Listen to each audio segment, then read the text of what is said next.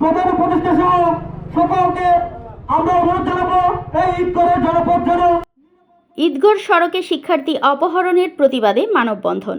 শওকত আলম, কক্সবাজারের রামু উপজেলার ঈদগড় সড়কে শিক্ষার্থী অপহরণের ঘটনায় ক্ষোভে ফেটে পড়েছে স্থানীয়রা। আজ 16 জুন দুপুরে ঈদগড় বাইশারি সড়কের বিভিন্ন স্থানে এলাকাবাসী ও শিক্ষার্থীরা মানববন্ধন ও বিক্ষোভ কর্মসূচি পালন করে। মানববন্ধনে বক্তারা বলেন, ঈদগড় সড়কটি দীর্ঘদিন ধরে অপহরণকারী ও দুর্বৃত্তদের নিয়ন্ত্রণে। প্রায় সময় শিক্ষার্থী, ব্যবসায়ী সহ সাধারণ মানুষ অপহরণের শিকার হচ্ছে, অথচ প্রশাসনের ভূমিকা প্রশ্নবিদ্ধ। তারা অবিলম্বে অপহৃত শিক্ষার্থীকে উদ্ধার এবং সড়কে নিরাপত্তা নিশ্চিত করার দাবি জানান। এছাড়াও এই সড়কে স্থায়ী নিরাপত্তা চৌকি স্থাপন ও পুলিশের টহল জোরদারের দাবি তোলেন এলাকাবাসী। স্থানীয় জনপ্রতিনিধি ও শিক্ষা প্রতিষ্ঠানের শিক্ষকরা এই কর্মসূচিতে সংহতি জানান এবং প্রশাসনের দৃষ্টি আকর্ষণ করেন।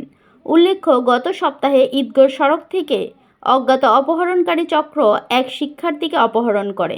ঘটনার পর থেকেই পরিবার ও স্থানীয়দের মধ্যে চরম উদ্বেগ বিরাজ করছে। আপনাদের কাছে আমরা সবিনয় অনুরোধ করবো যে আপনারা অতি সত্তর আপনারা গোয়েন্দা সংস্থার মাধ্যমে আপনারা জরিপ চালিয়ে খারাপ এই ঘটনার সাথে সম্পৃক্ত বারবার অপহরণের মাধ্যমে আমাদের এই ঈদগড়কে অশান্তির মধ্যে বারবার ঢেলে দিচ্ছেন। আপনারা গোয়েন্দা সংস্থার মাধ্যমে অতি সত্তর যে ঈদগড় দেওয়ার মাধ্যমে ভূমিরে গুণার পরে যেটি ডালা আছে সেখানে বারবার অপহরণ হচ্ছে।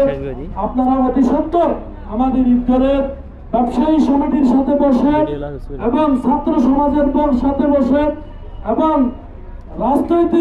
বিভিন্ন রাজনৈতিক দলের সাথে বসে আপনারা পরামর্শের মাধ্যমে কিভাবে সিদ্ধান্ত নিলে পরে আমরা অদূর ভবিষ্যতে আমরা ব্যবসায়ীরা এবং ঈদগড়ের জনসাধারণ সুন্দরভাবে আমরা নিশ্চিন্তায় স্বাধীনভাবে আমরা চলাফেরা করতে পারবো, সেভাবে ব্যবস্থা করার জন্য আজকের এই মানববন্ধনের পক্ষ থেকে আমরা ঈদগড়বাসীর পক্ষ থেকে সবিনয় অনুরোধ জানাচ্ছি।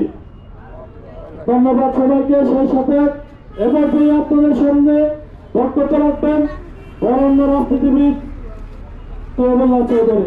আমি ওনার বক্তব্য আলোচনা পেশ করার জন্য সবিনয় অনুরোধ জানাচ্ছি।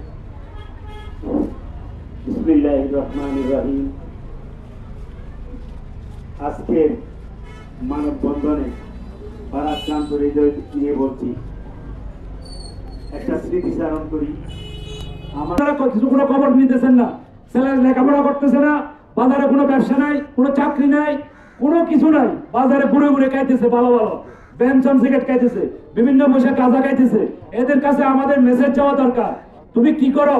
এই খবর যদি আপনারা না নেন, কে নেবে? কোন কোন স্পটে ডাকাতি হচ্ছে? আমরা যে স্পটগুলো দেখতেছি, আমাদের বারবার হিমচুরি ঈদগার আন্ডারে যে এলাকা আছে ওই এলাকার মধ্যে ডাকাতি হচ্ছে।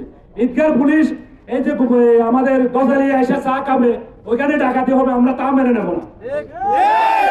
ঈদগার পুলিশ ঈদগাহ বাজারে বসে থাকবে, আমরা ঈদগার উসিরে ফোন করবো, আপনি বলবেন যে ভাই ঈদগারের পুলিশের আসতে বলেন, তা আমরা মেনে নেব না। আজকে যাদেরকে অপহরণ করা হয়েছে তাদেরকে নিঃশর্ত মুক্তি এবং প্রশাসনকে জোরালো দায়িত্ব পালন করে আজকের এই অপহৃতদেরকে উদ্ধার করার জন্য, এবং আমরা এলাকাবাসী সর্বাত্মক সহযোগিতা করবে ইনশাআল্লাহ। সহযোগিতার মাধ্যমে তাদেরকে নিঃশর্ত মুক্তি চাই এবং ভবিষ্যতে যাতে এরকম কর্মকাণ্ড ঈদগড়ে আর না হয় সেজন্য আকুল আবেদন জানাচ্ছি এবং প্রতিবাদ জানাচ্ছি এবং আমার বক্তব্য শেষ করছি। আসসালামু আলাইকুম রহমতুল্লাহ। সক্রিয় উপস্থিতি এবং আবেদন রাখলাম, আপনি আন্ডার দায়িত্ব হিসেবে ঈদগাহ মুচু মহোদয়কে এই বিষয়ে খবর রাখেন। বিশেষ আর কিছু বলতে চাই না, আমাদের মৌলিক অধিকার আমাদেরকে ফিরিয়ে দিতে হবে এবং আমাদের এই যে যাতায়াতের ব্যবস্থা নিশ্চিত করতে হবে।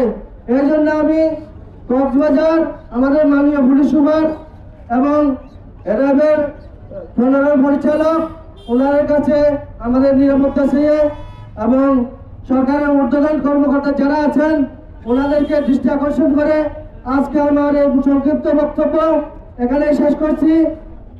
এখন আমাদের সামনে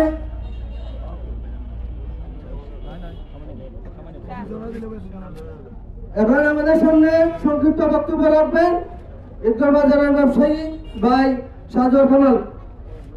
আসসালামু দৈনিক আজকের বাংলা .net